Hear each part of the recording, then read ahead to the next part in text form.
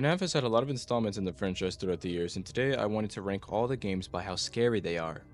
I'll be covering FNAF 1 through 8, FNAF World, Ultimate Custom Night, and a FNAF game that almost came to be. But you'll have to wait till the end of the video to find out. I will not, however, be covering Help Wanted because VR is automatically horrifying, and Freddy in Space because this is not scary. Well, this is scary, but not in the ways that you'd think. To no one's surprise, FNAF World is at the bottom of the list. While it is a good game, there is nothing scary about this. It's too colorful and childlike to be considered a horror. Understand that for some things to be considered scary, it doesn't have to be dark and gloomy, but in the case of FNAF, this is at the bottom. Now don't get me wrong, it has its moments of unsettlement, but other than that, it's gonna stay at the bottom just cause, it has a great vibe to the game, but I just feel too joyful when I'm playing FNAF World. There's nothing really scary about this game that really get me out of my seat. Now, FNAF Into the Pit is the most recent installment to the franchise. I'm currently working on a walkthrough on the channel, and so far from what I've played, the game doesn't seem all that horrifying. It's harder to translate horror when it comes to 8-bit because you're limited to only so much before you lose some of the horror aspect. And it was definitely unsettling by the atmosphere, but it wasn't enough to make me scream like the other games would. While the game has had its moments of suspense, I realized that it doesn't really happen as often as it would a typical FNAF game where you're in the office and gotta fend yourself off from the animatronics. So that's where it loses some of its horror points, and I had to, scale it down the list. Now, this isn't any hate towards Into the Pit. It was definitely fun playing the game, but, it wasn't $20. Scott, I'd lower it just a little bit, I see where you're coming from. I respect the hustle, but, maybe not $20, Now, Security Breach is an interesting case because it's not the scariest, but it's also got its moments too. This is another case where the game's just too colorful for my liking when it comes to, FNAF. So that's why it's lowered, but I have other reasons for why, I lowered it in the list. The game focuses a lot on trying to tell a story, and that's where we lose some of the horror aspect that the other games wouldn't have lost trying to tell a story. Nonetheless, it was a great game to play from start to finish, and I would highly recommend playing it all these years later, I will say one thing that I did like about the game is that, the free roam of the game is great. And that is where the most horror aspect comes out in Security Breach, is when you're being chased by an animatronic. Those fan games, those free roam fan games, horrifying. Absolutely horrifying. Ultimate Custom Night is next on the list. While I found it scary that you could have over 50 animatronics on 2020 mode, it just felt like a sandbox where you're just experimenting with the functionality of the game. Now, don't get me wrong, Ultimate Custom Night is a great game. It's just not scary in the sense of like, oh, I have to defend myself against the animatronics because they're gonna tickle my butt. What do you mean by that? No, it's just scary because there's so many of them that you have to defend yourself from, so you're just overwhelmed and your brain doesn't know what to do.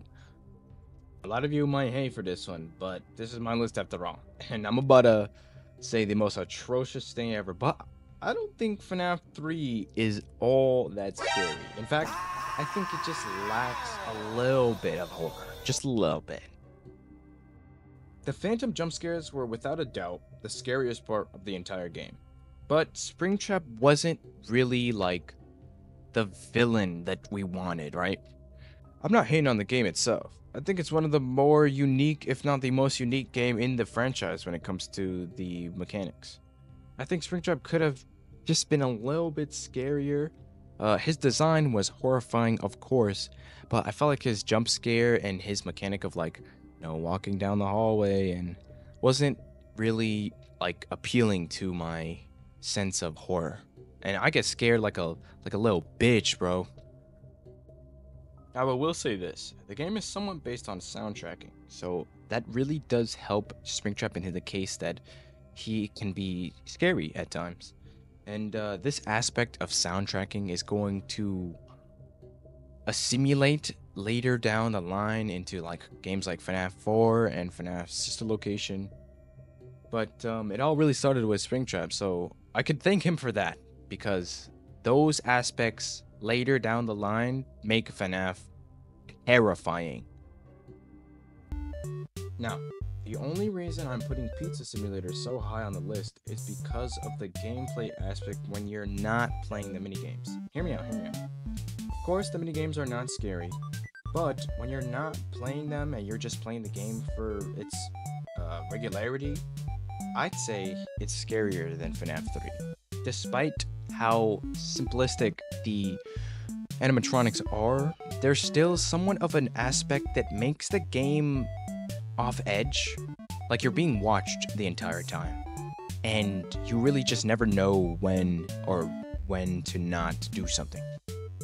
FNAF 2 is my favorite FNAF game in the entire franchise, from the animatronics to the way that the office is laid out to just the mechanics of the game. I'd say it's a perfect FNAF game. I'm not saying that because of one specific character. No, I'm not a freak like y'all think I am.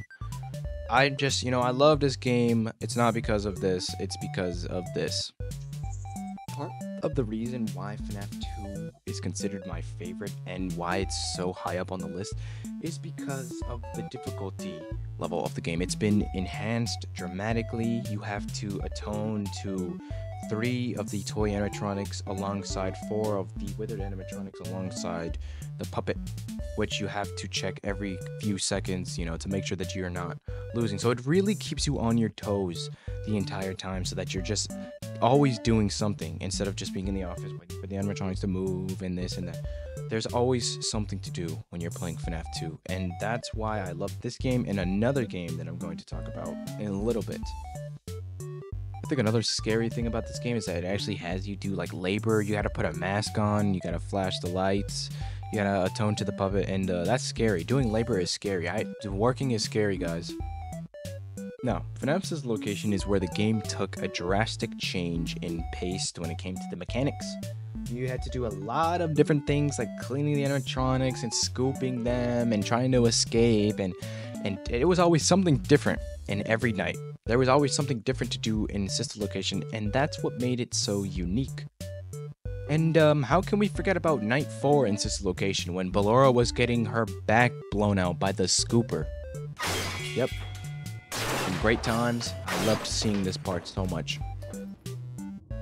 All jokes aside, though, the animatronic designs are horrifying. They're above horrifying because Scott must have been so twisted for making the animatronics face plates open and having us see all that. Like, I didn't need to see all that, Scott. Come on now, keep that to yourself.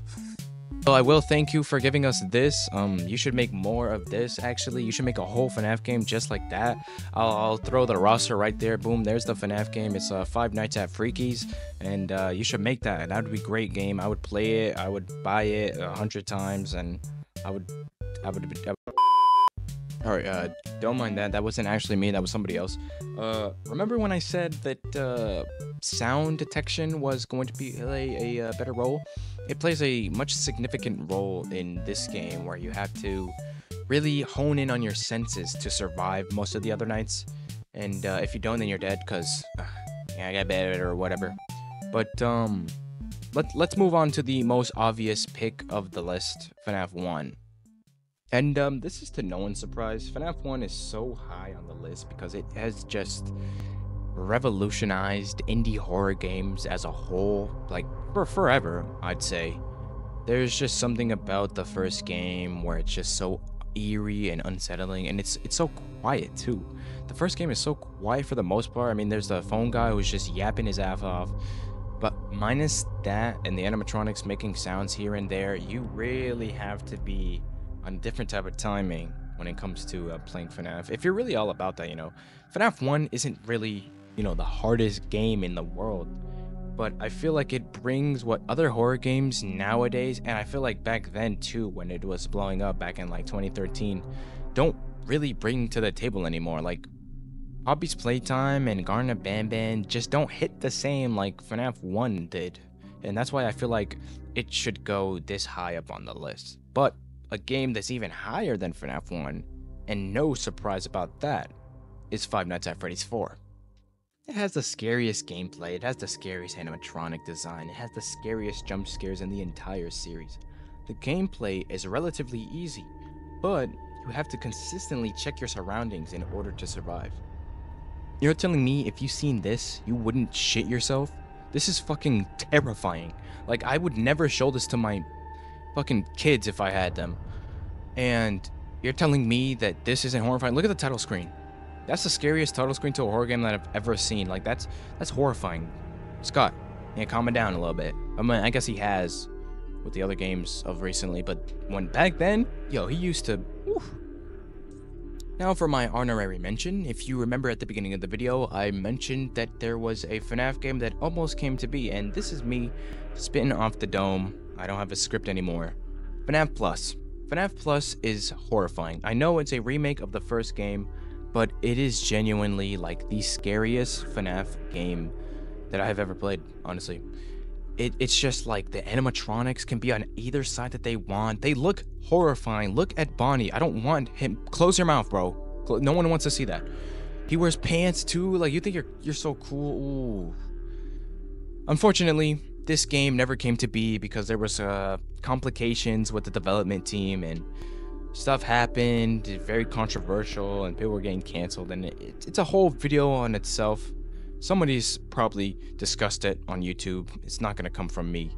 But FNAF Plus is getting a above 4 just because, you know, it could have been there. Now, there are 3 fan versions. I've played 2 of them on the channel. If you want me to play the 3rd one, I'd be glad to. But let me know in the comments. What was your scariest FNAF game, and what would you change about my list? That's all from me. I'll see you guys in the next video. Peace.